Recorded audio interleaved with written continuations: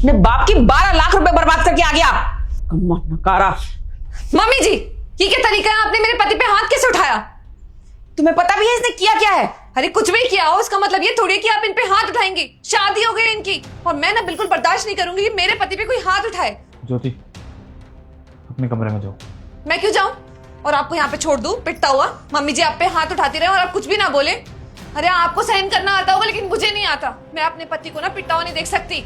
छोटे बच्चे नहीं रहे हैं कि आप इन्हें कैसे भी मार ले, हाथ उठा ले इन पे। अब बड़े हो गए हैं, बिजनेस संभालते हैं और उनकी शादी हो चुकी है, बीवी है उनकी यहाँ पर। आप ऐसे उन पे हाथ नहीं उठाएंगी। बिजनेस संभालता ना तो आज ये हाथ नहीं उठता। इसने अपने बाप के 12 लाख रुपए बर्बाद कर दिए हैं। हाँ तो क्या हो गया, पैसा ही तो है। आपके बेटे से बढ़कर थोड़ी हो गया है 12 लाख रुपए। और इन्होंने अपने पापा को नुकसान नहीं, इनका भी नुकसान हुआ होगा ना। ये भी तो मेहनत करते हैं, आपने ये नहीं सोचा? इनको सीधा थप्पड़ मार के इल्जाम इन पे लगा दिया आपने। बस बुला लिया अपनी हिमायती को अपनी बटरबाजी करने के लिए। तू कम था? अरे मैं तुझे समझा ही तो रही थी, मैं तुझे मार भी नहीं सकती। अगर बच्चा गलती करेगा तो माँ क्या मार भी नहीं सकती। ये आ गई मुझे समझाने के लिए। मम्मी जी अगर समझाना होता ना तो मुंह से भी समझाया जा सकता है। हाथ उठा के समझाना हमेशा समझाना नहीं होता है। और आपको क्या पता नहीं है कितनी बड़ी उम्र हो गई है इनकी। छोटे बच्चे की तरह हाथ उठाइए इन पे।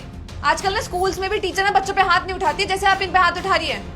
देखो बहू, बच्चे ना माँ के लिए हमेशा बच्चे ही रहते हैं। वो कितना भी बड़ा हो जाए माँ की नजर में हमेशा वो छोटा ही रहता है। और वो गलतियां करेगा ना तो मेरा पूरा हक है इसको थप्पड़ मारने का और इसको समझाने का। तुम क्यों बीच में आ रही हो? तुम्हें तो कुछ नहीं बोला ना मैंने। क्यों ना आऊं मैं बीच में? आखिर मेरे पति का सवाल है। आप क्या समझती हैं कि इन पे हाथ उठाती रहेंगी और मैं कुछ बोलूं ना, चुपचाप बस देखती रहूं अपने पति को पिटते हुए? मैंने कहा चुप रहो, तुम बस शांत रहो एकदम।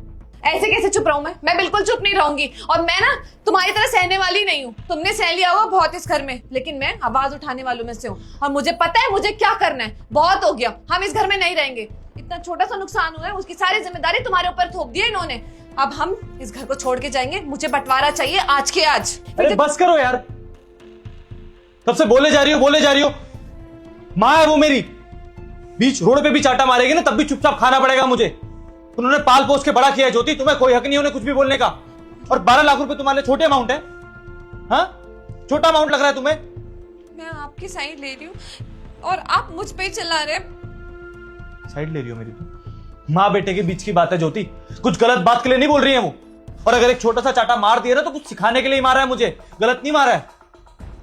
12 लाख रुपए छोटा अमाउंट नहीं होता है ज्योति। नीचे जाओ, जो लोग सड़क पे सोते हैं ना 12 लाख रुपए में उनके लिए घर आ सकता है। वो लोग आराम से अपने घर बसा सकते हैं। तो अपने बेटे से बड़ा थोड़ी हो गया 12 लाख रुपए जो अपने बेटे को थप्पड़ मारेगी। और आपकी उम्र